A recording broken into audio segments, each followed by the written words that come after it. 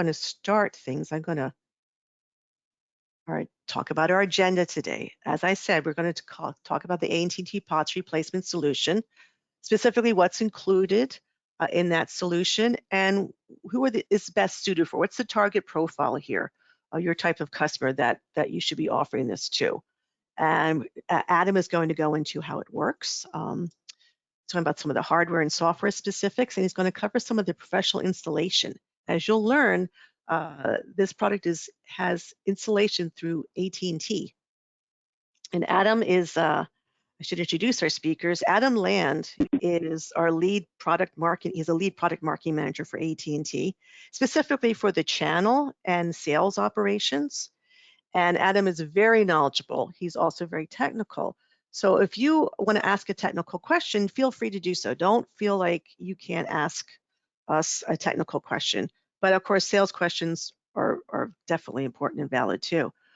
So and then we're going to talk to Wendell Nelson, who is AireSpring Senior VP of Strategic Partnerships.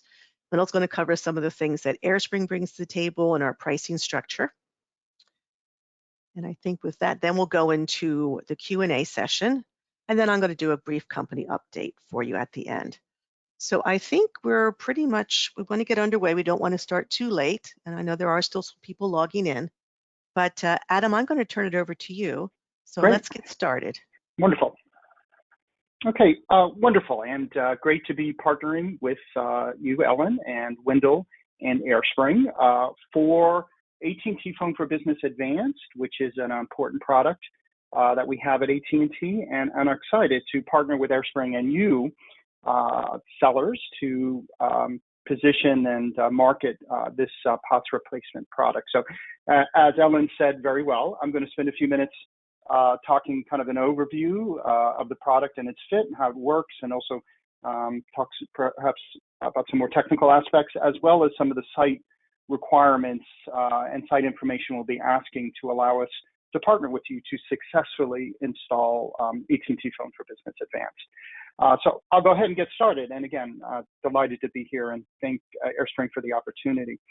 AT&T Phone for Business Advanced is a replacement, a cloud-based replacement for traditional phone and analog data lines, or what we would call specialty lines. It is a voice over IP solution. We're using voice over IP connectivity, and the solution has been architected such that it supports specialty or analog data lines. We're talking about best supports specialty or analog data lines such as fax, alarm lines, burglar lines, elevator lines, point of sale terminals, access gates, access lines. I think there is a gap, or there historically has been a gap, as we've seen the transition off POTS to voice over IP solutions.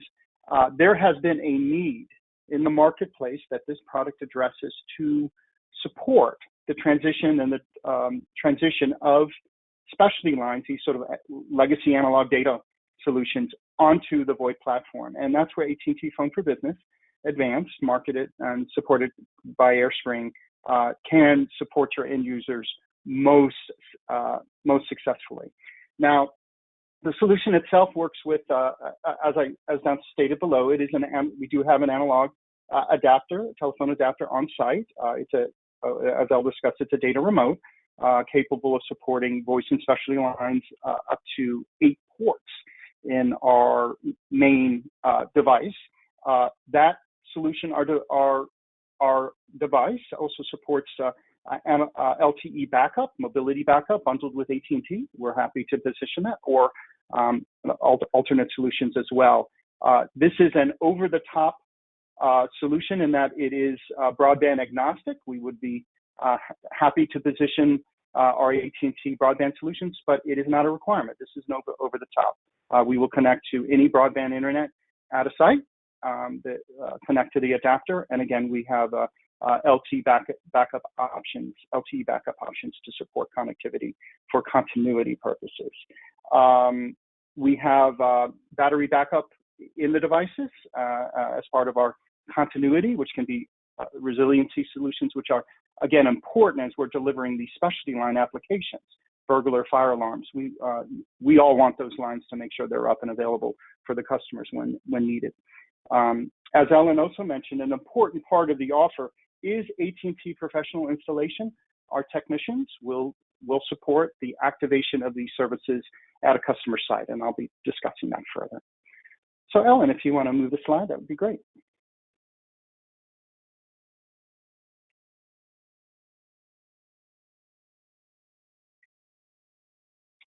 Other direction, I think will be great. One more, and then we will continue. Okay, this is a view of what we consider the target profile for an end user that would be best suited for AT&T Phone for Business Advanced. This would be a customer, as noted, with landlines, POTS, legacy POTS service, and has this what we call from the suite of specialty line applications, alarm, fax. This service with AT&T is anywhere within the United States. So it's not just coverage within the AT&T ILEC footprint, though that's of course an important part of our footprint. This solution can be sold anywhere. Now, the solution is best situated for specialty lines. We do support regular voice lines, voice POTS service. So if there is an opportunity to bundle in a voice line with a specialty line, that's something that could be potentially part of the AT&T Phone for Business Advanced solution. But you may find alternatives from AireSpring regarding a POTS solution. That's something you can consider. This is not a hosted voice application, to be clear, included in the voice in a voice line solution. It is a straight voice application. Now, due to cost and complexity, there is, I think we are all aware of the migration of legacy POTS into new platforms such as voice over IP. So we recognize that those costs would, really drive interest in a new platform with potentially, of course, a new platform and new technology, which might drive some efficiencies for that business and cost savings. This solution, AT&T Phone for Business Advanced, supports a voice over IP a solution from AT&T that will support those legacy specialty lines, in particular, nationwide. Okay, great. Ellen, if you want to click the next button, thank you, other direction. This is a useful overview slide of the design of the application. Again, on the left, you'll see the type of POTS dedicated specialty lines that our solution is designed for. A whole array from meter reading down to point of sale access, burglar, fire and burglar alarms, elevator lines, faxes, and again, also standard voice POTS can be included in that. On the right, you'll see how we will bring in an adapter. That will be the data remote that will connect, old-fashioned POTS lines, old-fashioned OJ11s connected into the back of that ATA device. That will be connected to broadband, and it will be a voice over IP transmission to support the specialty and the specialty and voice lines. The primary connection we expect to be broadband, and the AT&T mobility can be positioned as a failover to support continuity and resiliency on site. So again, I think this can be a helpful slide to show how that works. Okay, awesome. Ellen, if you want to move ahead. Okay, this is a view of the data remote 9090s that we are using, the appliances that will be delivered to the site, and our AT&T technicians will install at the service address. And an overview of our solution, and just a reminder, again, this is AT&T's cloud-based VoIP replacement for VoIP POTS and specialty lines nationwide. It is an over-the-top solution in that it can have either AT&T or any third-party WAN broadband connection, however you supported that with AireSpring. We're happy to connect to. The primary access connection is recommended to be that WAN network, and we'll talk about some technical aspects of that connection shortly. AT&T Wireless, which we're happy to bundle, can be the backup solution. And that AT&T Wireless is included in the service offer, how we present that. AT&T technicians will install the service, and we'll talk about some of the information that we request and how that will work shortly. An important part of transitioning from what has been the legacy technology of POTS infrastructure. I've worked for AT&T many years and have supported that and trained in it. This is a technology transformation that we are supporting here. Transition to voice over IP. That happens at site-by-site level. AT&T technicians will support your customers in that transformation, in that transition. We're excited to position with you, and can be an asset in the successful setup of these new services. And again, we're using the data remote 9090 up to 8 lines, as well as the 9010 as our adapter on site. Okay, Ellen, if you want to move ahead. Yes, here's just a snapshot of some of the voice features, the good voice features. If you do choose to migrate a plain POTS line as part of a specialty, that has a site that has other specialty lines, and you want to include that voice line, we have full voice features on the voice line, so we can support the types of voice features that are associated with legacy standard POTS lines, and international calling, etc. Some review of the devices, the data remotes. Again, as mentioned, I mentioned earlier, we do have internal battery backup on those devices up to 12 hours, so that if there's a power outage on the site, this application will continue to function properly with battery backup. We do recommend, as I mentioned, that using both the broadband and the wireless, as well as an important continuity and resiliency solution to ensure these important specialty lines, burglary alarms, fire alarms, do have connectivity and are reachable by the site as needed, as we all can. We all want these end users properly supported. On the right, you just noticed reminder that we do have AT&T professional installation on the location, and we'll support the activation of service. And at this point, I think we can move to the next slide, and I'll actually talk a little bit more about the information that we're going to be requesting. Okay, great. Let me go ahead and move things around my slide, but okay. Our AT&T technicians are here to support your end users, and we will go on site at the day of activation to support the wiring and all the details, all the specific work that will be required to set up the data remote at the service location. This is a partnership with you and with AireSpring. We do need when our AT&T technicians to get to that site to have information such that that work will be successful.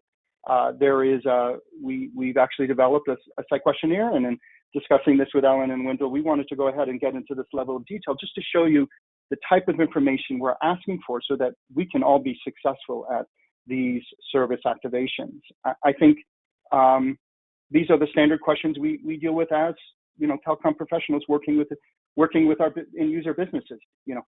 What exactly is going on at the site so that we can put that box, and where are we going to put it? But I'll just work through these questions just to make you familiar with the type of details that we do need answer to support a successful install. On the site questionnaire you see to the left, the first one is we just asked a review of how the internet solution will be at the site team. So we'll, typically that will be a broadband connection, third party, or from AT&T with an AT&T wireless failover. That will be the standard model that we would expect from as part of the sale. We ask for the information where the internet port is going to be that we're going to use for connectivity. Again, AT&T will support the connectivity, the wiring from that internet port into our data remote, but we need to know where that is. We ask where the device will be placed in the actual end user building. Where exactly will that device be? Is there space for that to be to be put either on a wall or in a rack space for the data remote device. So again, all common questions we would expect and will need to be answered. We have to confirm that there's power for that device. Again, obvious questions, but we're not going to be successful when we get on site without these type of details. Now, the connectivity to the internet port, we put on this form, it's 100 feet. We just want to make sure that there's line of sight and the connectivity can be that cabling can be set up to connect an Ethernet cable into our device cleanly. So we ask for information and confirmation on that. Now, the transition for the copper is, I think, we're going into a building. Copper infrastructure POTS lines have been put in for many years, and we need to make sure that we can take those POTS lines, and our AT&T technician knows exactly, which copper pairs, and typically they're going to be on kind of a hub device at a site, what we will refer to as a 66 block, and we will need that tag to say, aha, here is the elevator line, here is the burglar alarm, so that we know exactly which copper pairs get pulled and then brought into gets brought into the data remote. So we do ask that there is tagging and information and the on site, so that when our technician knows, they can determine which copper pairs get pulled into which copper gets pulled into the data remote device to support the individual line. It's got to match up. That's part of the transformation. That's part of supporting an end user migrating off legacy copper into the voice over IP application that we are supporting here together. Now, a final question you'll notice there at number 8 is regarding porting. We have found in working at this, an AT&T solution, and to successfully go on site and make sure that the technology transformation of transition to moving voice over IP is successful, that we will not support, if there is an application that involves porting, we will not support that porting at the day of activation. What we ask, and how this will work, is that we will ask that the legacy phone number that's being ported, it's planned to be ported, is set up with a remote call forwarding. Our AT&T technicians will not leave the site until that remote call forwarding is set up and there's connectivity for the line, but we do need remote call forwarding set up in advance so that it can be activated when we transition off the legacy POTS connectivity. We'll set up temporarily a new line, and then porting can be supported at a later day. Later day is just simply that in our service delivery implementation process, after activation, our team, our implementation team, will support the porting order once activation is completed. Now, when we're starting specialty lines, or when we're transitioning them to this application, in most instances, we recommend that new lines are simply used. Those are not published numbers, and in most instances, we do recommend to simplify the installation process. That porting is not is something that we do not do. But if there is a situation, we have a regular voice line or an application where we cannot change that port number, and that phone number, and we do need to port as opposed to using a new number. Again, that will be supported, and we're happy to do that. And that will be done, again, as a port order after the day of activation. Now, thank you for allowing me to go through details, and we're going to be stopping shortly for questions. I'm sure there's a few of them. I've been going through quite a bit of detail here, team. But on the site questionnaires that we do ask AireSpring and our partners to provide to allow us to successfully install this service, and to allow our technicians and teams, once they get on site, to activate that customer service properly. In addition to a basic site information that I've just gone through, we do ask for, obviously, detail on each line, what exactly it's going to be used for. This is, again, the level of detail we can imagine is successful. If there are 3 lines at a site, are those going to be new phone numbers? Are they going to be porting? And if so, what are the numbers? And exactly what specialty line or voice line is used is going to be associated with the individual port or line. If it is an alarm line, we will actually ask for the manufacturer, and it'll be, on our forms, it'll list a series of manufacturers for alarm and burglar alarms. We want to know that level of detail to make sure that we are prepared and are properly support that application. You will notice for voice, that also includes elevator and access lines, which are technically voice, though they are a type of, I guess, what we would call ring downs, as opposed to a full voice POTS number or a voice line that has features. And if you do choose to bring that over to AT&T Phone for Business Advanced with your order, we do, as on the final kind of bottom right of your screen, you'll notice voice features. So we'll ask for that level of detail. So that you can provide us, and AireSpring can provide AT&T the level of detail to allow us to be successful installing this important service for your end user. If there is porting, as a reminder, in any situation, we will be asking for a CSR as part of that process. So again, excited to present this product, both at the high end and kind of market and the kind of level of detail. These are all things that are important as we partner to support your end users and support sales and opportunities together, which we are excited to do together in partnership. Okay, so great. I think Adam, before we move on to the firewalls, we had a couple of good questions come in, if you don't mind addressing them at this point. Two questions specifically about porting. Sarah asks, when you say porting, if the lines are currently with AT&T and are moving to this AT&T service via AireSpring, is that considered porting? Yes, we will still, if you're going to retain a number, we are moving to a different platform. It is technically a port. The answer is yes. If it's moving from legacy AT&T POTS and you want to retain that phone number. Okay, very good. An internal port, but it is. Thank you. Okay, and another question we had with that is, let's see, who handles the call forwarding for that line? Is that by the customer? Yeah, we will ask for remote call forwarding to be set up by the customer, and we appreciate your partnership, end user, sales who connect, to make sure remote call forwarding is set up on the line. So that will need to be done. That will need to be done in advance of AT&T Tech coming to the site. When the technician is on site, I can confirm that our technicians will activate remote call forwarding. If there's what's called dynamic remote call forwarding, that's actually set up through prompts from the site, we will actually do that. But in any scenario, we will make sure that remote call forwarding working at the end user site is set up so that legacy line is ringing into the AT&T Phone for Business Advanced solution. Okay, great. Here's a question. Is there an option for monitoring of elevator phones?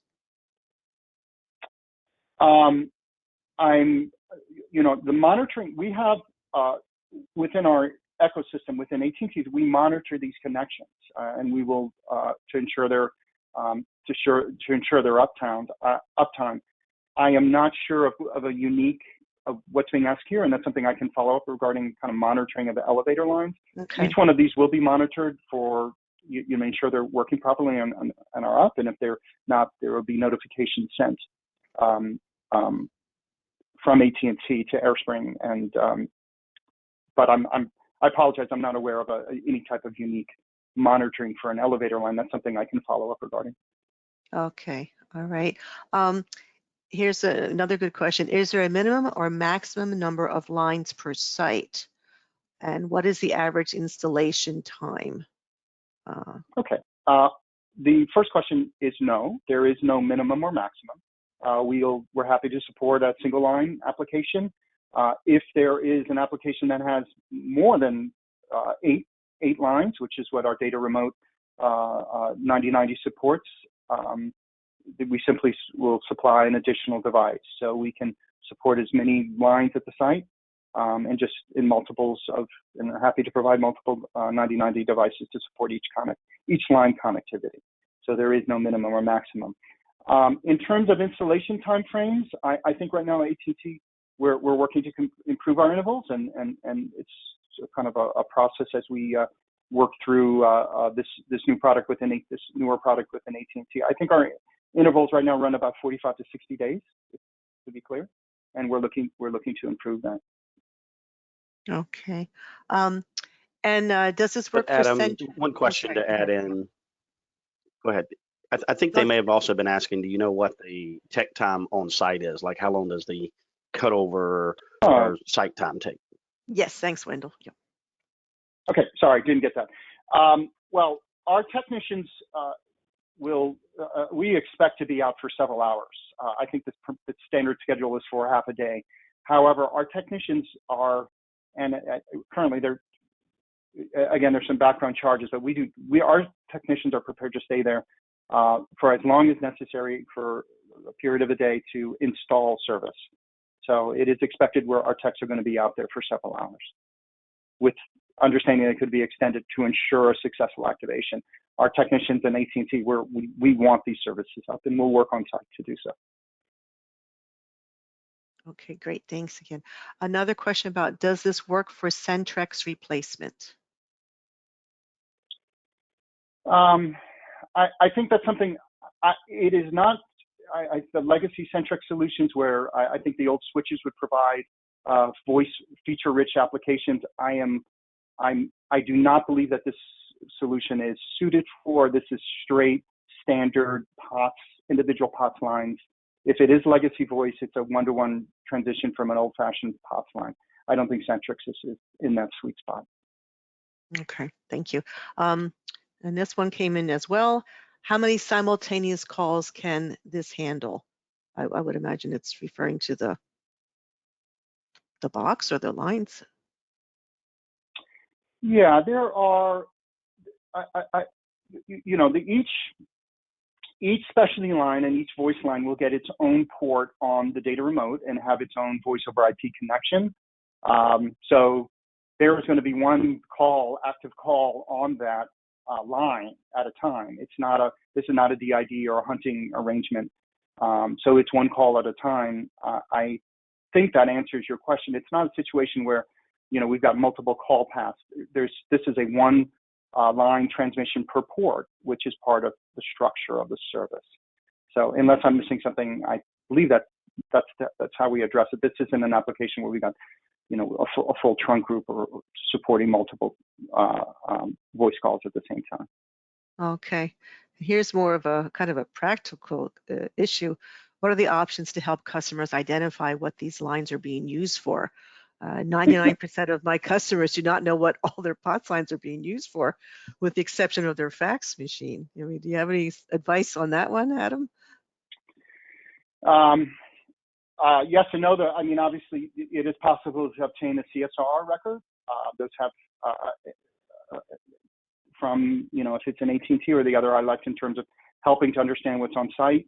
I think that was the first thing that comes to mind. I don't have outside of I think there is hard work involved in supporting a migration like this team.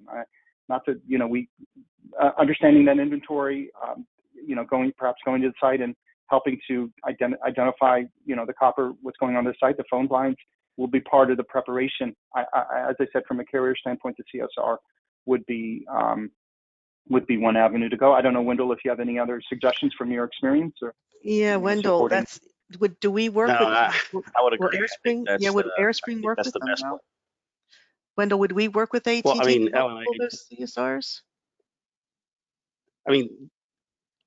They're going to have to. We would work and coordinate to get the CSR. But even once you get the CSR is going to give you the list of the telephone numbers. There's going to be some cooperation that's needed to be done between us, the agent, and the customer to find out what those numbers are being used for. So it is going to be a cooperative, application to find out. The good news is that the specialty lines a lot of times are pretty easy to identify or know. Is it going to an alarm or is it going to an elevator?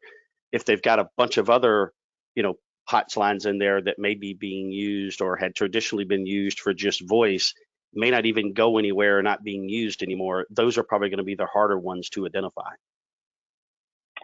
Right. And oftentimes those phone numbers are set up in hunt groups to create capacity that you no longer need if you're going to be migrating off to voice over IP, which may not even be the solution that we're offering here, but would be part of a VoIP migration that I think AireSpring would be interested in supporting. So that I think that just takes hard work, one customer at a time, and that's our approach here as AT&T. This is a technology transition. These installations work one at a time, and that's one of the reasons why Ellen and Wendell and I chose to be so detailed in the site specifications. We'll partner one at a time to move these circuits over. Okay. Yeah, we have a lot of questions in this area, so I'm glad we decided to cover this.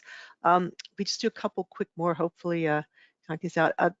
Agent is partner's asking, is the customer expected to provide cabling in case an extension is required? No, AT&T will manage the cabling. Okay. Barring in exceptional situations where there's it's got to go hundreds of yards. That's one of the reasons we, within reason, line of sight to the port coming off these 66 block, AT&T will manage the cabling in as many circumstances as possible, barring unusual site arrangements. Okay, great. Next question is, in a rural situation, if one or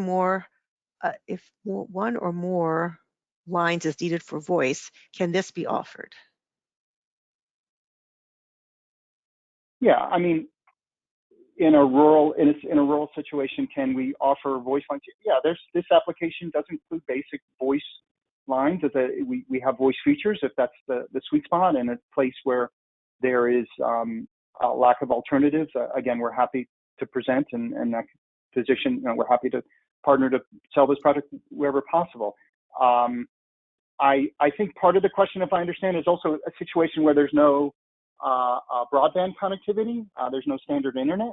I'm not to throw something out there. Is there kind of a situation where you want to use AT&T Mobility as a primary connection as opposed to relying on a broadband? That is not recommended when we're dealing with specialty lines, because we want to have continuity, when we want to have backup, and frankly, it's understood that broadband is ubiquitous around the country. So it's best to use the broadband as a backup, but there may be an application where you can't get broadband someplace, and you'll come to us and say, can I use the AT&T wireless as a primary?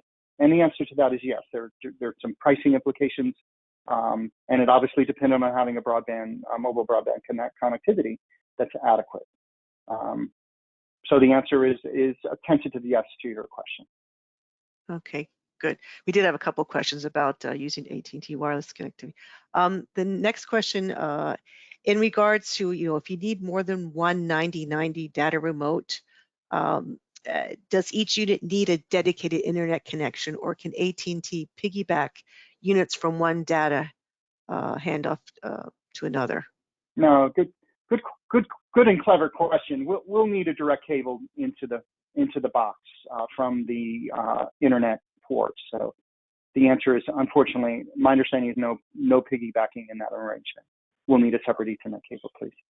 Okay, and we would need a separate Ethernet cable, Adam, but not necessarily a dedicated separate broadband or internet connection for each. No, yeah, correct. Correct. We would just, correct, sir. I apologize, just being in terms of, I'm thinking cabling design, so. Yep.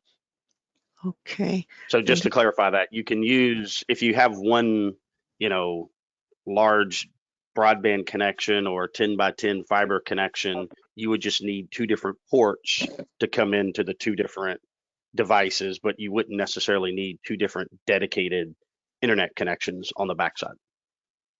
No, simpler, the former, 1,000%. Okay. And another quick question, does the device automatically fail back to the broadband circuit? Yes, it does. Okay. And I think you might have answered this earlier, but if broadband is down and fails to LTE, does it auto fail back to broadband once back up? Correct. Okay. All right. That's a lot of questions on this. That's good. We appreciate the level of detail. That's what's needed. Okay. I think, yeah, we just a lot of questions. And is broadband connection required, or will this device stand alone on 5G?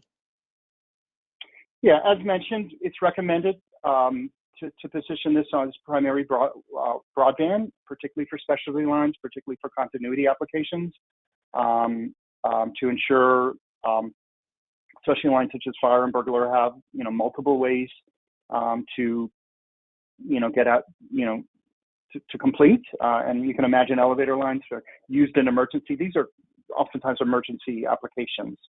But if there is a scenario where there is no broadband, you can use the AT&T mobility as primary.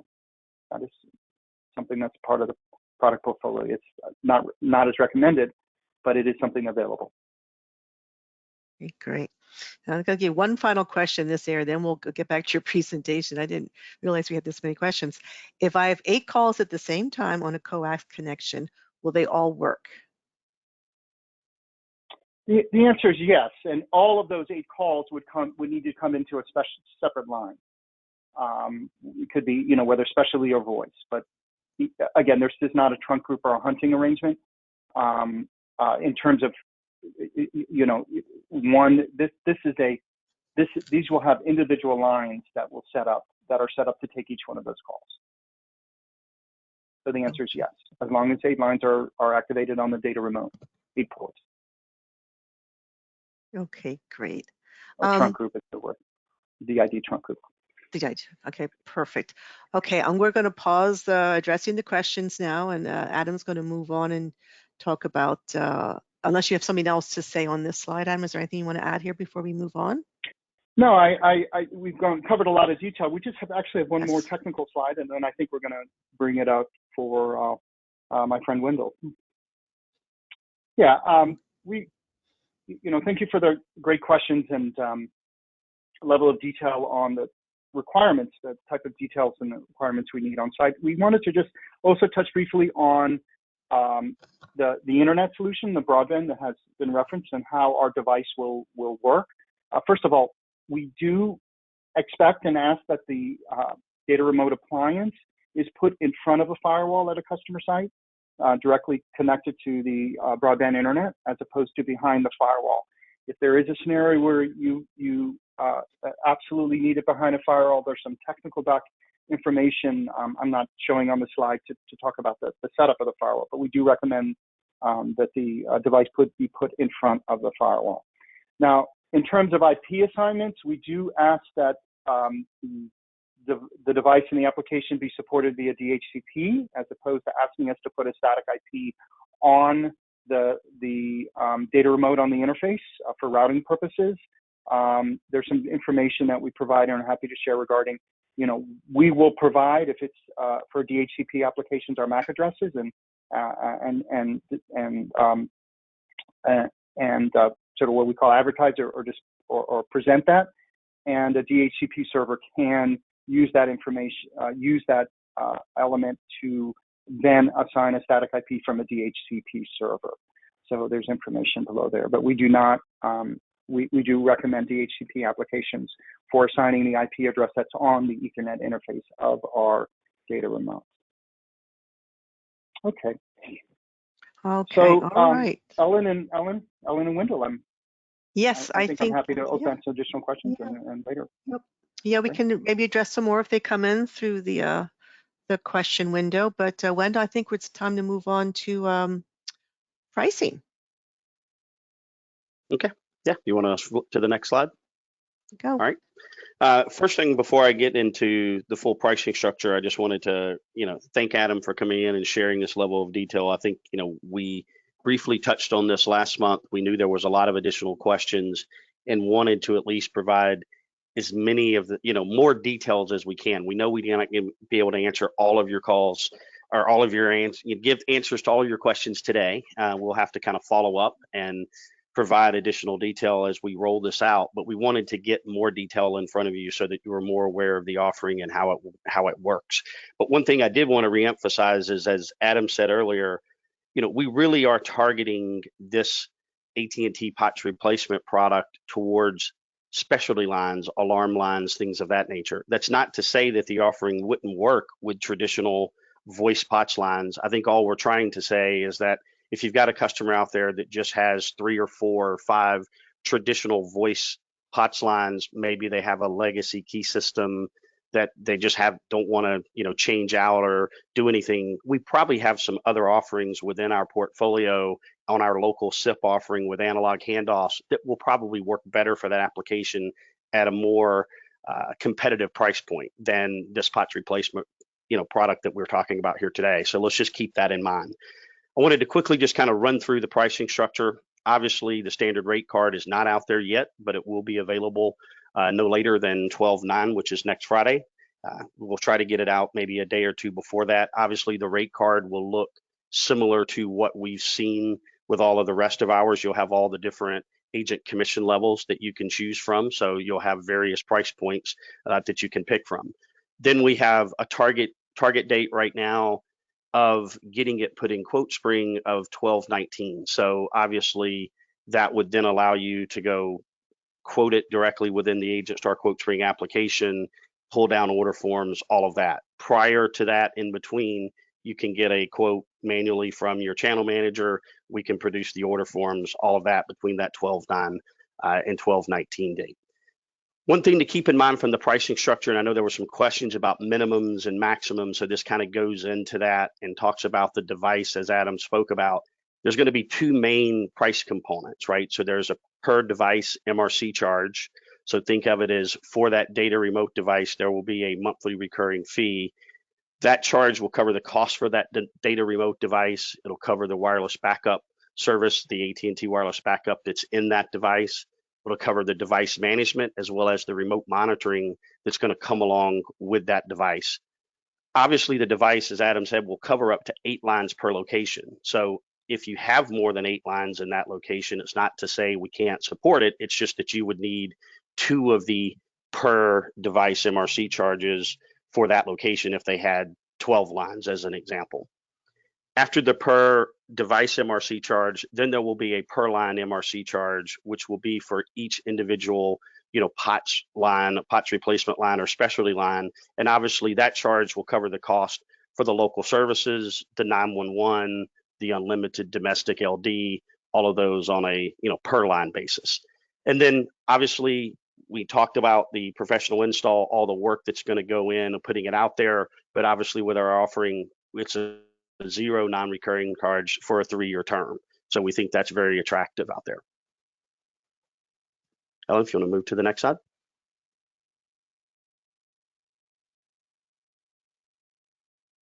Obviously, as always, Adam's done a good job of explaining their offering, and we just wanted to kind of wrap it up and say, and give you the 10 reasons why we think you should buy AT&T POTS replacement via AireSpring. Obviously, we're 100% channel focused, and I think you guys hear that from us a lot, but I don't think we can ever say it enough out there in front of you guys. We feel like we're going to have a competitive pricing and competitive offering out there for this in the marketplace, so we know that's important. We certainly provide access to our project coordinators, our managed service engineers, our solution engineers. All of that white glove treatment will be made available to help coordinate all of this information that needs to be gathered and all this details that need to be handed off to AT&T. So all of those people, will be a major part of working directly with AT&T to get these things implemented. Obviously, we're one of the largest Apex partners, mostly today on the fiber-based DIA consumer base, but look forward to being able to say something similar in POTS replacement as we move forward. Obviously, the white glove support and high-touch customer service that we provide. Remember that 92% of the trouble tickets open proactively from AireSpring. So that's just a testament to us, making sure that we're monitoring your services and reaching out proactively as opposed to you always having to react to being a problem. The escalation list that goes all the way up to our CEO is always a unique value add from an AireSpring perspective. The one that I know Jay White hit on last month, and we can't talk about enough as well, is spiff on the renewals. I mean, obviously that's unique to us. Unlike a lot of our competitors, we do offer those spiffs on the renewals. And then obviously the evergreen contracts. Our QuoteSpring quoting tool is equipped to provide partners with the real-time quotes and proposals on demand. Obviously, this combination brings together AireSpring and all these things that we talked about, as well as an industry leader in AT&T to provide this POTS replacement project. I'm delighted to say that we chose to work with AT&T in this. You know, we know how important these alarm lines, specialty elevator lines are, and how important they are to you and your customers. So we made it a priority to make sure that we partnered with an industry leader and someone that knows this space and someone that really has been in this market. You know, they're a leader, they've been here. So that's why we chose to partner with them, and we look forward to working with them to handle your POTS replacement needs for you and your customers. So Ellen, I think we're turning it back to questions, but I will. Yes, flip it to you to see. technically, yeah, yes, technically it's time for more Q&A. We did cover, we A haven't lot had of any questions. more. Yeah, we did cover a lot. And I don't think we had any more additional ones. We had a question that came in late. Okay. They want hints on pricing, but I don't think we can, Hal, I don't think we can give you hints. It's just a week away. And let's see, there was one about a compression. What is the compression of the bandwidth? I'm not sure what that means, I'll be honest there, but Adam or Wendell, do you know what this question applies to? I think I Yeah, do, I believe. but Adam, go ahead. Yeah, this has to do with the voice over IP transmission. Yep. These are thin transmissions. You know, I think that, what is it, 28K or 100? I think for, you know, roughly we estimate, I think we want 100 kilobits per line. That's safe, but that's what we recommend in the array. And as broadband become more ubiquitous and, you know, broadband connections have gotten bigger, we do, most customer applications can support that type of transmission. Yeah, Okay, and I did good. take Ellen, and I took a note of it because I don't think we have it right now, but I took note of, there was a lot of questions in there that I think was centered around trying to make sure that we know what the requirements are going to be of this primary WAN connection. And we'll work on putting something together that I think addresses that, because I think there were a few different questions, and I think they were all kind of pointing to the same thing of what do we need to make sure that in terms of bandwidth and quality of bandwidth that's out there on that WAN connection to cover this. So we'll try to get more details on that so that we can speak to it as we get farther down the road. Okay, that's great. That's perfect. Thank you. One question which came in, I don't know if we have an answer for this today. Will this show up in the VMware SD-WAN orchestrator? Will we see this just like as a single circuit? Does it have visibility? Do either of you know? That's something I'd have to take back and talk internally. I would not think so, no. But let me have maybe our SE team has an idea on that, maybe. Yeah. All right, let's see. We did get a few new ones that came in. Oh, someone wants to know if AT&T has officially announced an exact date when their POTS lines will no longer be supported. I don't know, Adam, if that Yeah, no, we have not, and the pressure in the industry, or is real. You know, there are price increases in both the retail and wholesale. In the wholesale, they're more modest, but right now it's a pricing incentive, oftentimes driving the transition of POTS. AT&T has not established a firm date for the retirement POTS, nor do we expect one imminently. Yeah, I would say, to echo what Adam said, is I think outside of the Northeast and in some of the Verizon territories, it's probably, you know, a lot of this is being driven more by price increases than necessarily POTS pure retirement. Okay, great. The question about FirstNet certification. Is this product FirstNet certified for usage in city and public safety? 1 second. I'm not sure. Adam, did you ask her to repeat, or? Yeah, yeah. No, I was just looking up the information. Okay.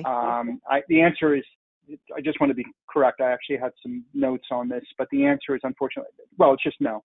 This device has not been. Yeah, because FirstNet's its own. FirstNet. Correct. FirstNet's its own wireless, correct. application. Period. The band, spectrum. Yeah, the band 14 stuff like that. Yep. Okay. So it's a totally different solution than POTS. Oh, okay. All right. Okay. Question about faxing over IP. Chris says, this has been a challenge in the past, and what have we done to overcome this?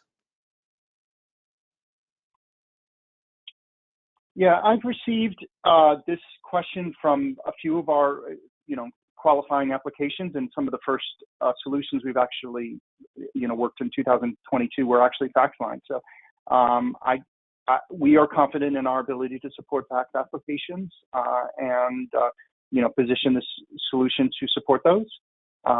So we're confident in our ability to support those fax lines. I'm not aware of a gap or a deficit in our ability to support those today. Okay. Janice is asking, is there a portal so the customer can see visibility of the data remote box? The answer to that is no at this time. That's a roadmap future item of capability for some of that visibility, but currently the answer is no. Okay. And this one is kind of a competitive question. How do you compare to the Epic box? Is there anything that you can give them pointers on selling against that solution? As part of the market release, and we spent some time looking at the Granite device, and I'm not here to minimize or speak regarding a competitor. We're confident at AT&T our solution and make decisions regarding who we're using and our ability to scale our technology. We're a very good technology company at AT&T, so we're confident in our solution that we're presented.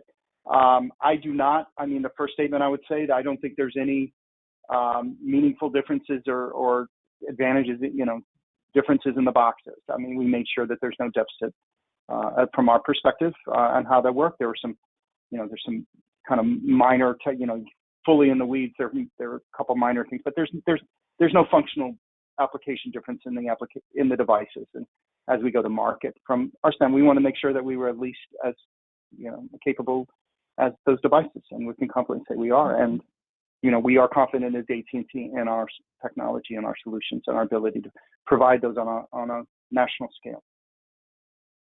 Great. Now, earlier we did have some questions about battery backup, but you coincidentally touched on that in your presentation. What was it, 12 hours backup? Is that what I saw on your slide? Yeah, it's currently 12 hours, and we're working to upgrade that to 24. 24-hour backup. I don't have at my fingertips the ETA for that upgrade, but it is currently 12.